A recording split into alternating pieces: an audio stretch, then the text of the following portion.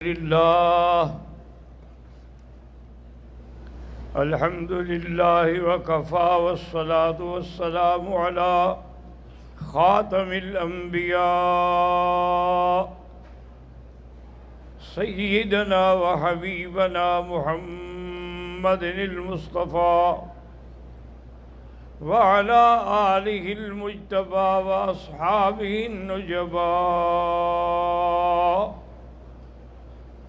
اللهم صل على سيدنا محمد النبي الأمي الهاشمي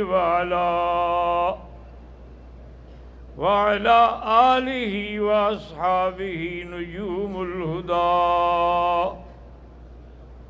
أما بعد فقد قال الله تبارك وتعالى في القرآن المجيد والفرقان الحميد: أعوذ بالله من الشيطان الرجيم، بسم الله الرحمن الرحيم. النبي أولى بالمؤمنين من أنفسهم وأزواجه أمهاتهم. قال النبي صلى الله عليه وسلم: ما تزوجت من نسائي ولا من بناتي إلا بما أمره الله، أو كما قال رسول الله صلى الله عليه وسلم. صدق الله العلي العظيم وصدق رسوله النبي الكريم ونحن على ذلك لمن الشاهدين ومن الشاكرين، فالحمد لله رب العالمين. رب اشرح لي صدري ويسر لي أمري واحلل عقدة من لساني يفقهوا قولي. رب زدني علما سبحانك لا علم لنا إلا ما علمتنا إنك أنت العليم الحكيم. برادران اسلام، ازواج النبی صلی اللہ علیہ وسلم کے بارے میں کچھ معروضات عرض کر رہا تھا، کیونکہ دشمنان اسلام نے بڑا زور لگایا ہے میرے آقا کے کردار کے خلاف کہ آپ نے اتنی شادیاں کیوں کی، جبکہ آپ نے اپنی امت کے لیے تو صرف 4 شادیوں کی اجازت دی ہے اور آپ نے 11 کر لی ہیں۔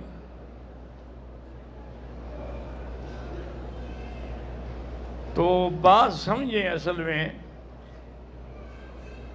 کہ حضور پاک صلی اللہ علیہ وسلم نے فرمایا کہ میں اپنی شادی یا اپنی بیٹیوں کی شادی اللہ کے حکم کے بغیر نہیں کرتا۔ تو جب اللہ کا حکم ہو گیا تو کسی کو اعتراض کرنے کی کیا ضرورت ہے؟ اور اسی طرح کچھ مدت کے بعد اللہ نے ایک پابندی بھی لگا دی کہ میرے نبی اب جتنی شادیاں آپ کر چکے ہیں اور نہیں کر سکتے، کہ آپ چاہیں کہ میں کسی کو طلاق دے کے اور شادی کر لوں، یہ نہیں کر سکتے۔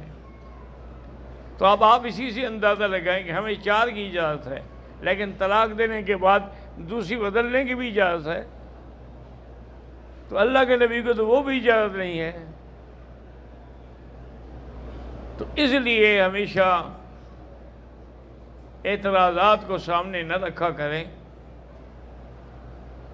حضور صلی اللہ علیہ وسلم کی پھپھی زاد بہن تھی زینب بنت جہش۔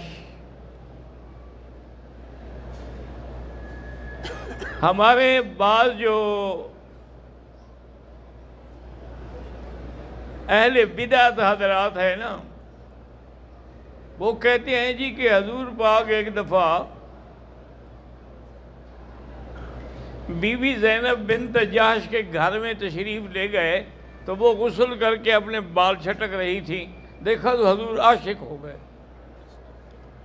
ان کو شرم بھی نہیں آتی، وہ حضور کی پھپھی ذات بہن ہے. ایک دفعہ دیکھا تھا اس نے حضور نے اس کو.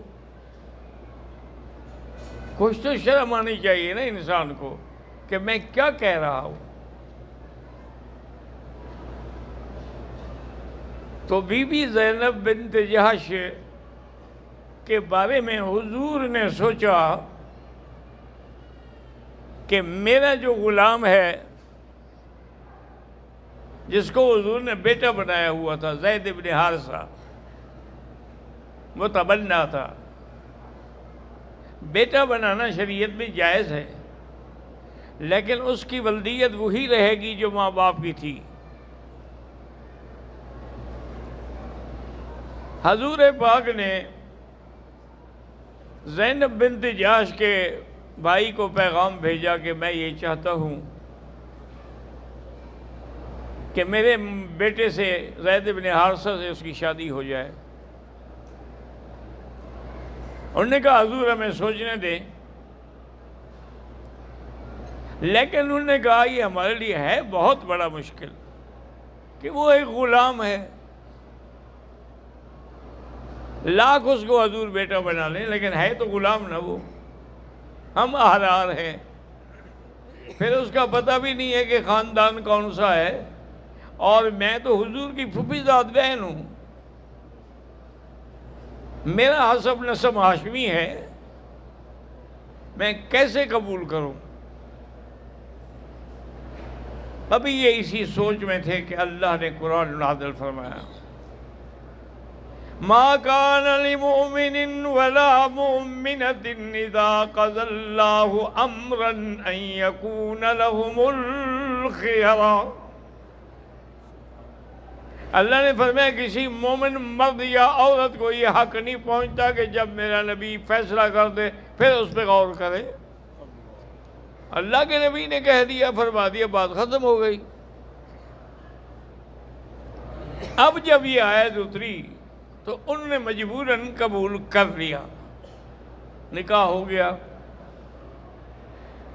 لیکن اب نکاح کے بعد زندگی دونوں کی یعنی بالکل گزرنی مشکل ہو گئی، کیونکہ عبداللہ زید بن حارثہ سمجھتے تھے کہ آخر میں مرد ہوں، الرجال قوامون علی النساء، اور بیوی سمجھتی تھی کہ میں نے تو حضور کے کہنے پہ تمہیں قبول کر لیا، ورنہ میں تم سے کب شادی کرتی. یہ جھگڑے چل رہے تھے. حضور کی خدمت میں آیا کہ یا رسول اللہ ہمارا تو آپس میں گزارا مشکل ہو گیا ہے. آپ نے ہمیں اتق اللہ امسک علیک زوجک، خبردار بالکل طلاق نہ دو، گزارا کرنے کی کوشش کرو. وہ بیچارہ کچھ دنوں کے بعد آیا، اس نے کہا حضور گزارا ہونے کی بات ہوتی تو میں آپ کے پاس شکایت ہی نہ کرتا.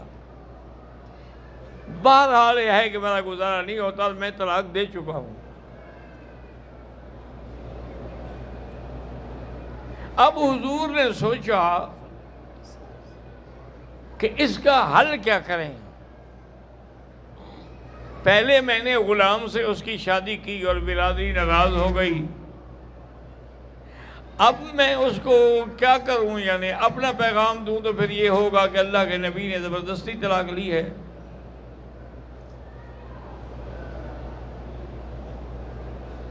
ابھی حضور میرے آقا رحمت دو جہاں اسی سوچ میں تھے کہ اللہ نے قرآن نازل کر دیا، فَلَمَّا قَضَى زَيْدٌ مِّنْهَا وَطَرًا زَوَّجْنَاكَهَا.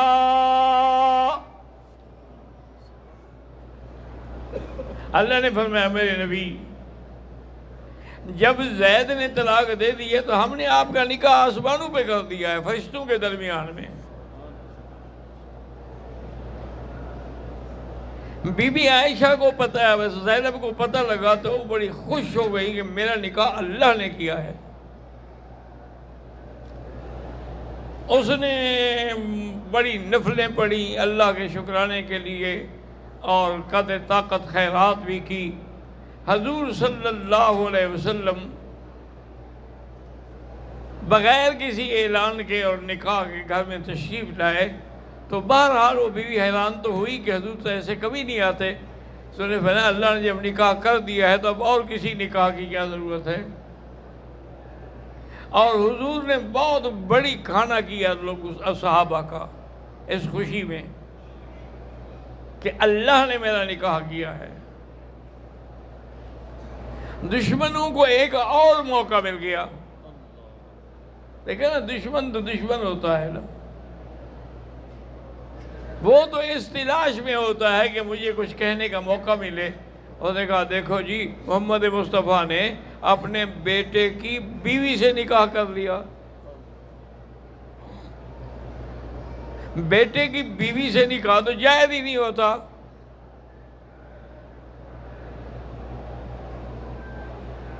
تو اللہ تبارک و تعالیٰ نے ان کا رد فرمایا کہ تم غلط کہتے ہو. ایک رسم چلی آ رہی ہے نا کہ بیٹے کی بھی, یہ حقیقی بیٹا اگر ہو تو تب نکاح نہیں ہوگا نا. ما کان محمد ابا احد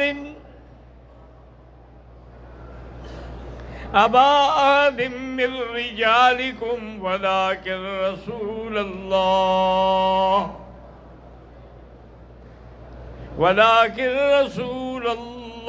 وخاتم النبیین. اللہ پاک نے فرمایا میرے مدنی کی تو کوئی صلبی اولاد ہے ہی نہیں. 2 لڑکے پیدا ہوئے جو فوت ہو گئے, اور یہ جو ہے یہ متبنہ ہے, یہ حضور کی صلب کی اولاد نہیں ہے.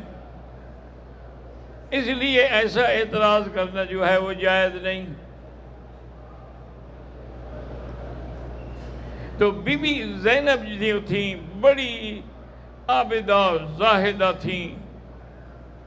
ساری زندگی ان کی پھر حضور صلی اللہ علیہ وسلم کی اطاعت میں گزری, اور حضور کی زندگی میں ہی فوت ہو گئی.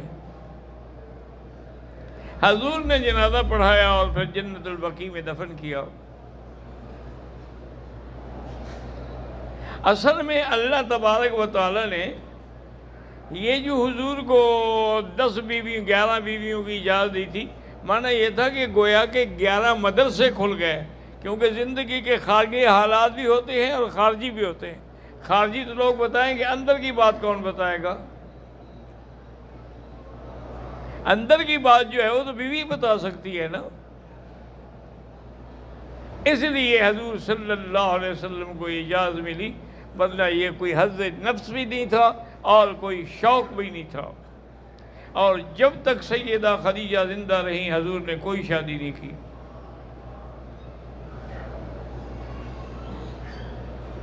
اس کے بعد حضور کی خدمت میں